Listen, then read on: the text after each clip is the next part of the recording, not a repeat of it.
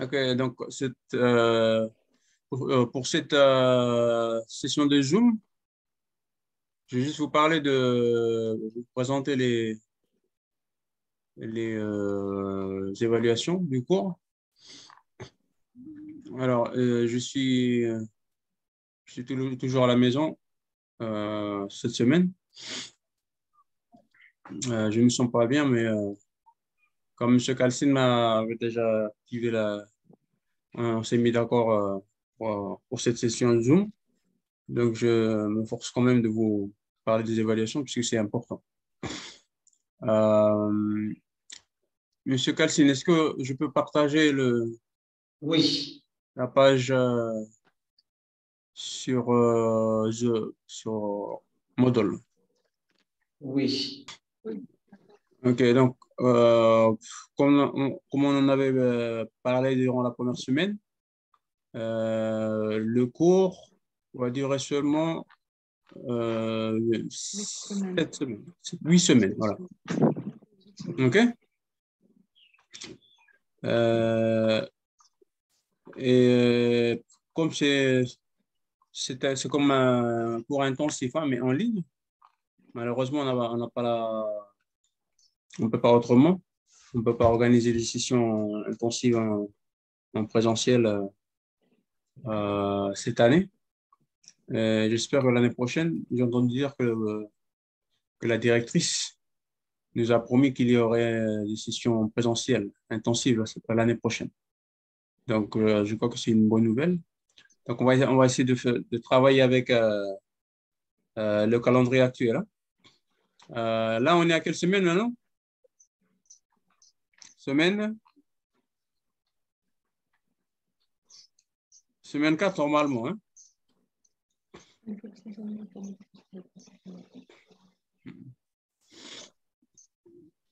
Semaine 4 normalement. Sur la plateforme, Oui, la semaine euh, prochaine. sur la plateforme, vous allez voir que j'ai activé seulement jusqu'à la semaine 3. OK? J'ai D'ici vendredi, je vais activer la semaine 4 et 5. Pardon, 4. La semaine 4 et 5. Si vous attirez votre attention sur la semaine 5, vendredi avant 4h30. C'est la date d'échéance de la première évaluation. OK? Donc, cette session Zoom, c'est justement pour vous parler de cette évaluation-là. OK? Pour vous préparer à le faire, ou à la faire. Et si vous avez des questions, c'est le moment de poser des questions. Vous avez seulement deux évaluations, hein. Deux évaluations seulement pour ce cours. Il y a une évaluation qui sera rendue la semaine 5 et l'autre, c'est la semaine 8, la dernière semaine du cours. Donc, je reviens sur la page du cours et on va aller voir. Donc là, c'était le calendrier hebdomadaire, hein, qui se trouve là. Il faut cliquer sur le fichier PDF. J'ai mis un lien hypertexte, hein, pour visualiser le programme. Alors, pour l'évaluation du cours, voilà, vous avez deux évaluations. Une première évaluation qui vaut 40% et l'autre évaluation vaut 60%.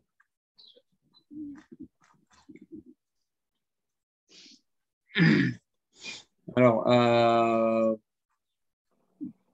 si vous descendez un peu plus bas, vous allez voir une section consacrée aux évaluations. Voilà. Donc, les détails des deux évaluations vous seront communiqués dans cette section. Et là, vous avez la première évaluation, la description de la première évaluation et euh, le fichier suivant, la deuxième évaluation. Donc, on va voir la première évaluation. La première évaluation, c'est un essai. Okay.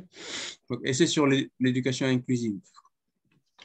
Et là, vous avez 1, 2, 3, 4, 5, 6, 7, 8. 8 fichiers en tout. Alors, parmi les 8 fichiers, vous avez la description de l'évaluation. C'est ce fichier-là, description de l'évaluation. Donc, je vais cliquer dessus, description de l'évaluation.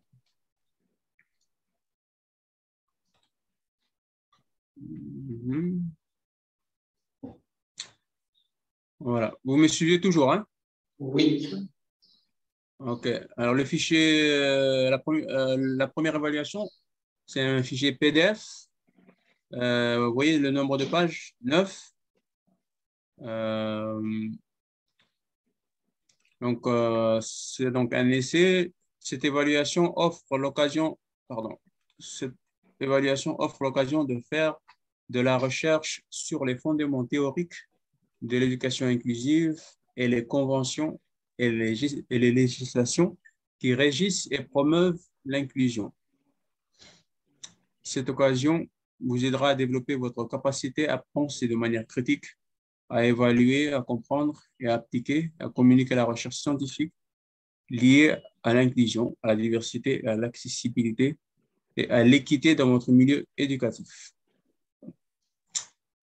Donc, la production attendue, c'est un essai de 2000 mots. Okay.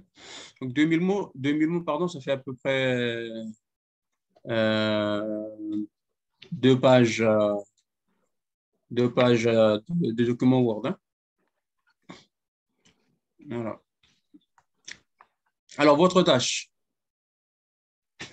Éduquer pour l'inclusion et la diversité dans les écoles, on fait beaucoup de chemin, mais il y a encore beaucoup de défis qui empêchent les personnes handicapées, et pas seulement les personnes handicapées, c'est-à-dire les personnes, les malvoyants ou les non-entendants, que tu as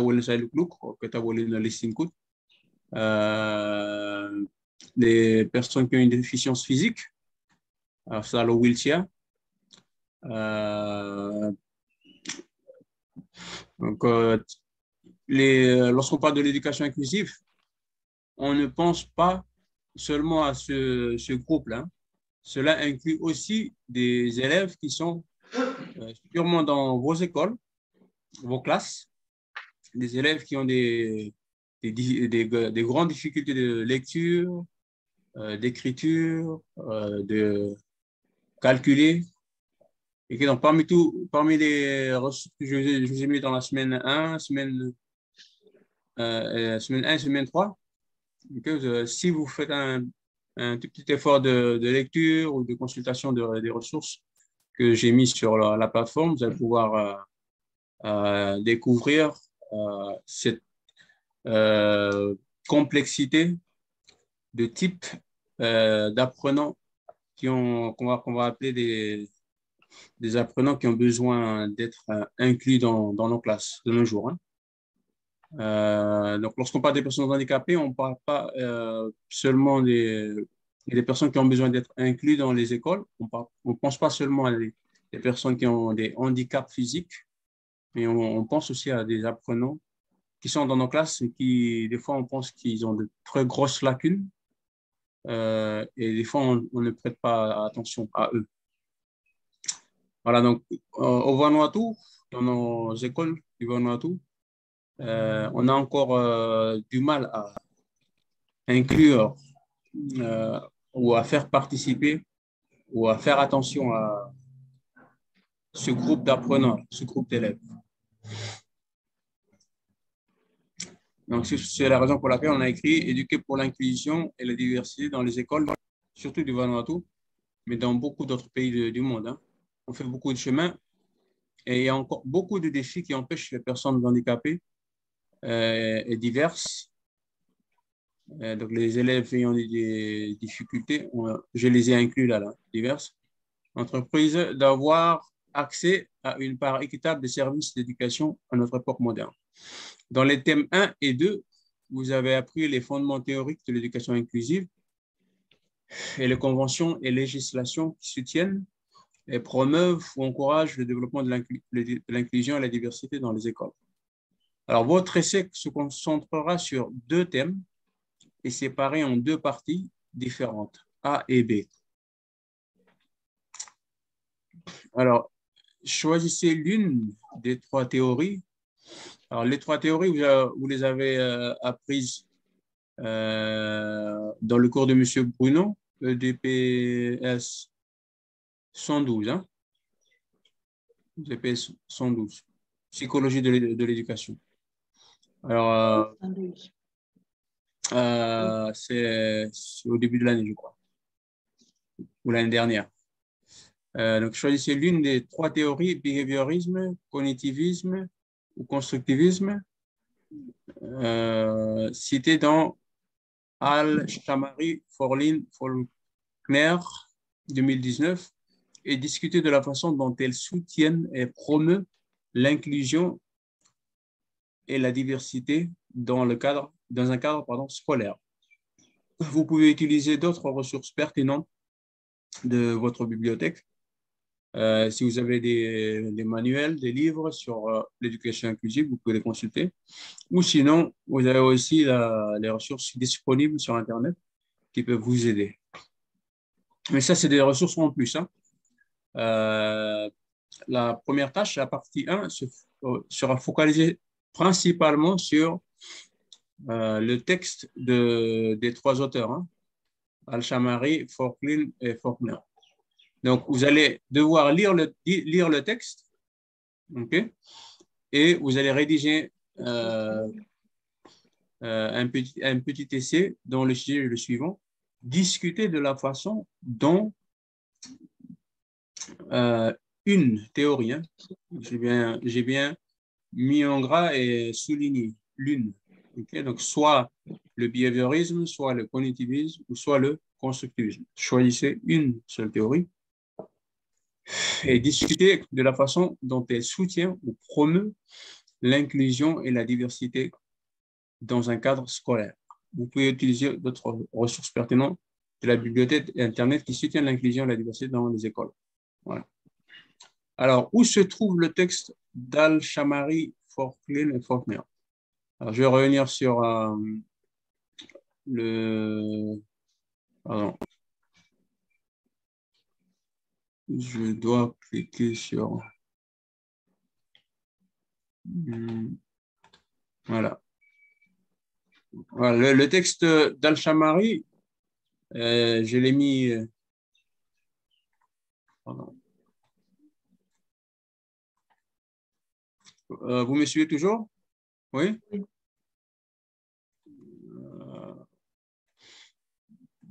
Voilà, donc le texte d'Al-Shamari se trouve ici. J'ai mis une version PDF,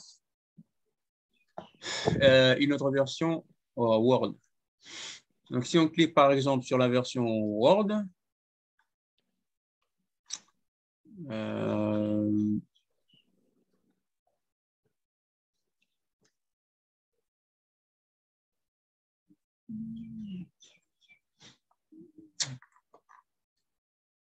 voilà.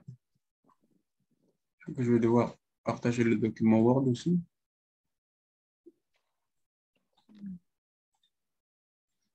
Là. OK. Est-ce que vous voyez la page Word? Oui ou non? Non.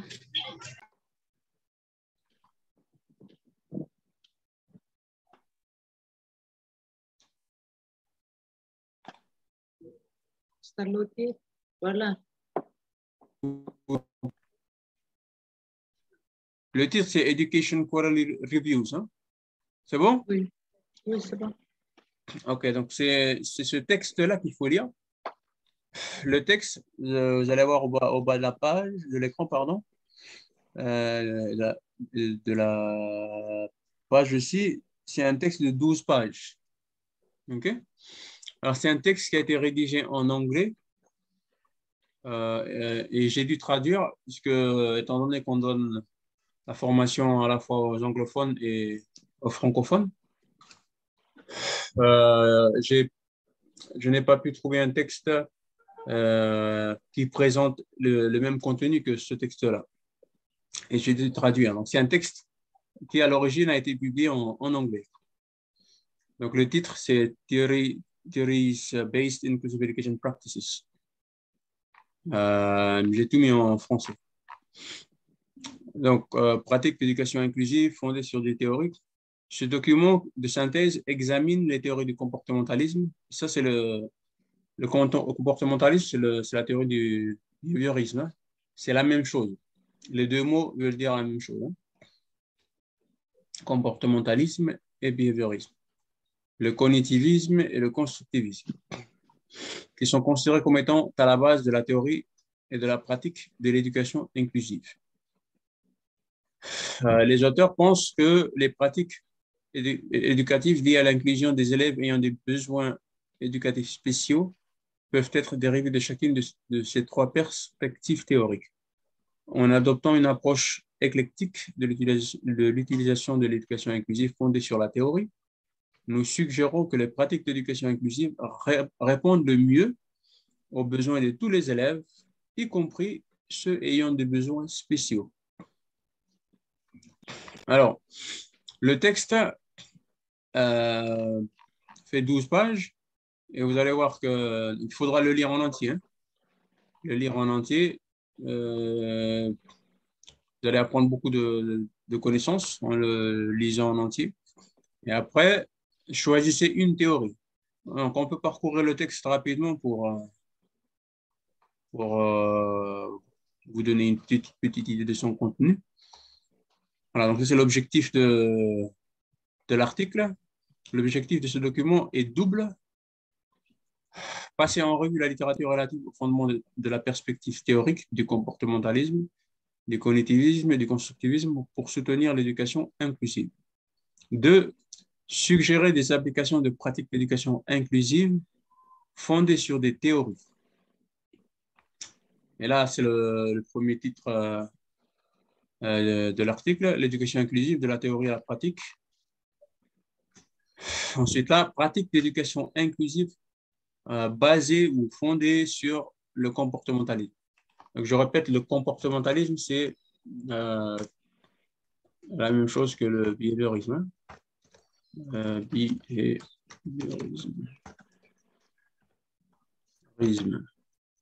Behaviorisme. Voilà. C'est la même chose. Voilà, donc là, ce sont des pratiques d'éducation inclusive basées sur le comportementalisme. Donc, si vous choisissez de développer votre partie A de votre essai sur le comportementalisme, il va falloir vous focaliser sur ce paragraphe-là, ces paragraphes, on va dire sur cette partie-là. Mais il serait bien de lire le document en entier pour vous imprégner des connaissances contenues dans ce document. Ensuite, faire le choix de l'une des trois théories présentées. Donc ça, c'est la première partie sur le behaviorisme. Il n'y a pas beaucoup de paragraphes, hein. 1, 2, 3, 4, 5, 6, 7. 7 paragraphes seulement. Ensuite, là, c'est une partie sur le cognitivisme, donc pratique d'éducation inclusive basée sur le cognitivisme. Donc, pareil, lire le document en entier. Si vous avez sélectionné de travailler sur le cognitivisme lié à l'éducation inclusive, vous allez vous concentrer sur cette partie-là. Et enfin, la troisième partie, les pratiques d'éducation inclusive basées sur le constructivisme. Voilà.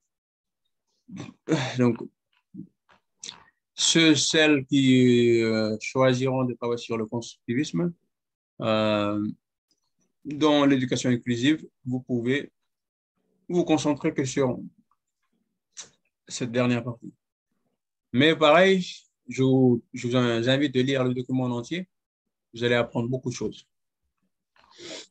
Voilà. Après, c'est la conclusion. Voilà, donc c'est le texte à lire. Je reviens sur la page du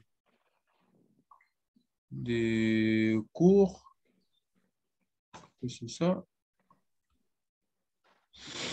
Voilà, donc on vient de survoler rapidement le document et les autres auteurs. J'ai mis une copie en PDF et une copie en Word. OK. En Word, j'ai mis... OK. Je reviens sur l'évaluation. Voilà, donc on a parcouru la description de l'évaluation et on est tombé sur la première partie, la rédaction d'un petit essai sur une théorie, okay, le choix d'une théorie, soit le behaviorisme, soit le cognitivisme, soit le constructivisme. Donc, vous allez développer un petit essai là-dessus et dire comment est-ce que cette théorie peut aider à mettre en œuvre l'éducation inclusive dans une salle de classe. OK? Donc, je vais réouvrir la description de l'évaluation. Donc, ça, c'est la première partie. Hein. Ah, on a terminé. Maintenant, la deuxième partie. La deuxième partie. En référence au document suivant, donc tous ces documents-là, ouh là là, j'ai vraiment un problème.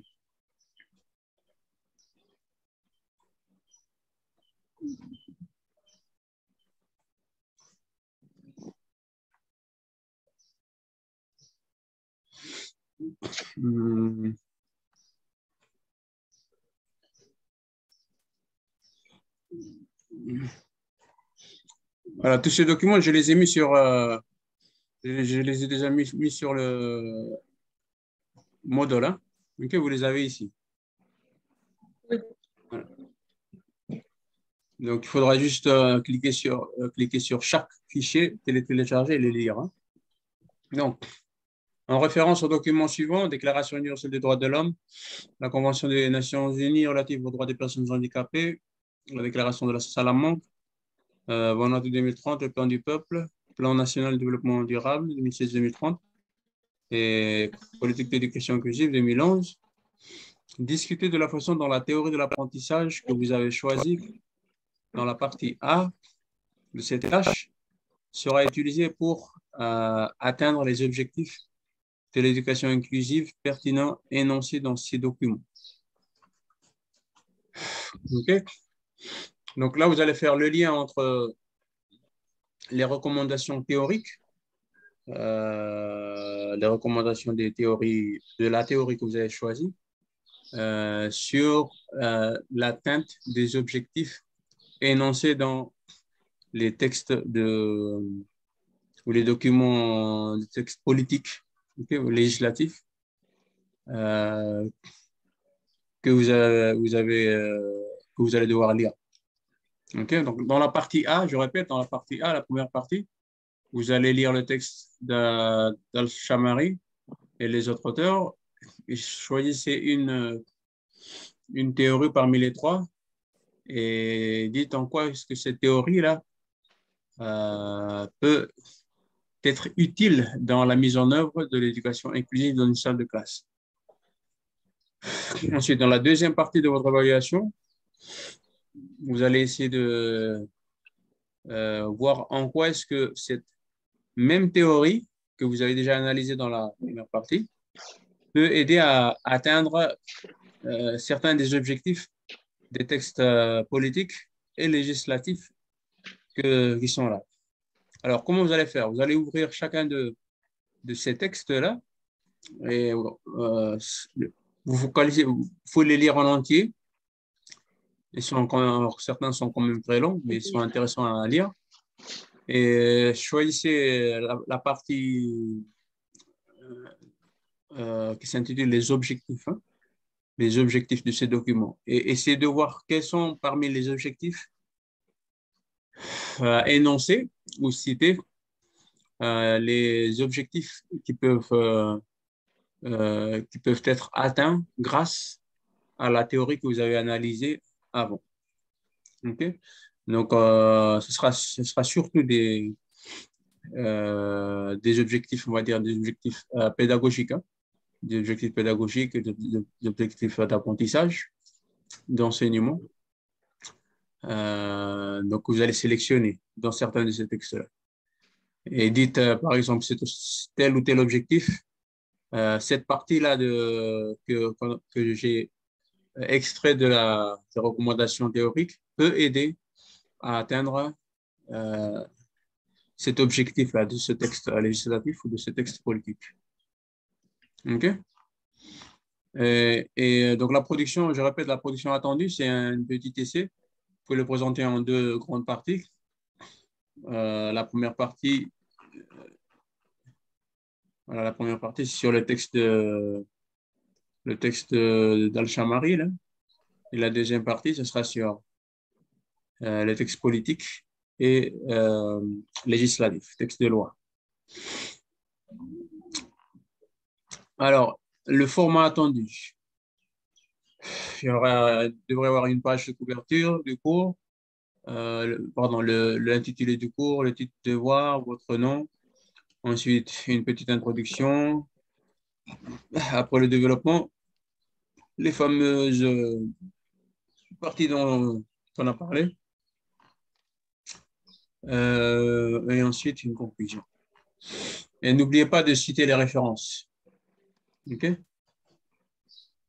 Et les références devraient être citées suivant APA, le style APA, pardon, et l'édition 6. Vous pouvez trouver sur Internet. Hein?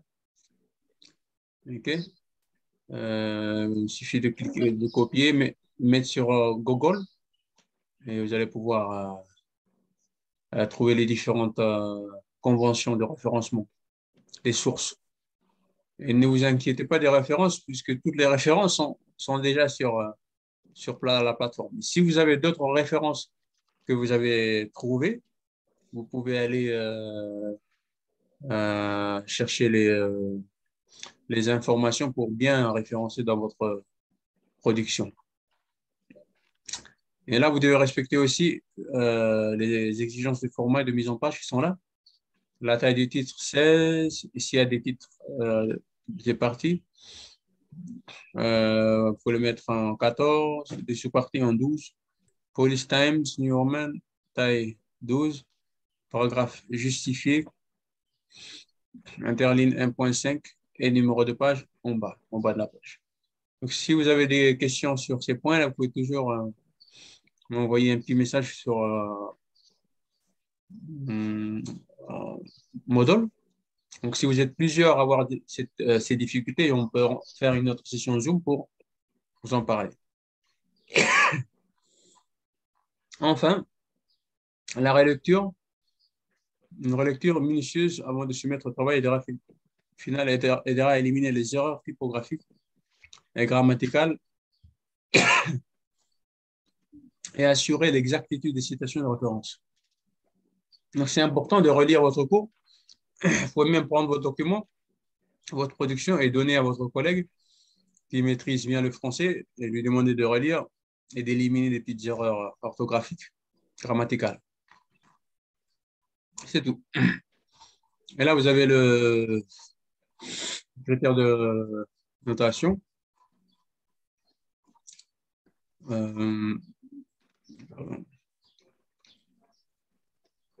Voilà. Donc, l'évaluation vaut 50 points.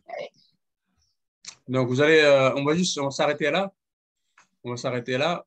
Cette session Zoom, c'était juste pour vous parler de la première évaluation. Pour ça, vous donnez le temps de le faire à partir de cette semaine et les rendre la semaine prochaine, vendredi. La semaine prochaine. Ou sinon, je peux mettre pour la semaine 6. Vous allez rendre la semaine 6. Comme ça, vous aurez le temps de terminer les semaines 1, 2, 3, 4 et 5 et pouvoir faire l'évaluation. En fait, la première évaluation ne se concentre que sur le premier thème et le second thème, hein. Donc, si vous avez réalisé un bon travail sur les documents présentés dans la première semaine et dans la deuxième semaine, et avec les ressources qui sont dans cette évaluation-là, vous serez dans une bonne situation intellectuelle pour pouvoir faire votre production. Voilà, chers collègues, à la fin de la session Zoom, est-ce que vous avez des questions?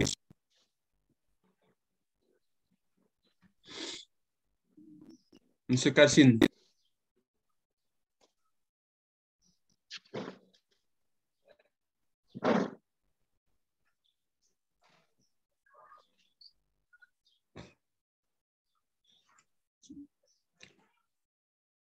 C'est la fin de la session Zoom. S'il n'y a pas de questions, on va s'arrêter là. Vous pouvez toujours m'envoyer des questions personnelles, hein, sur Moodle.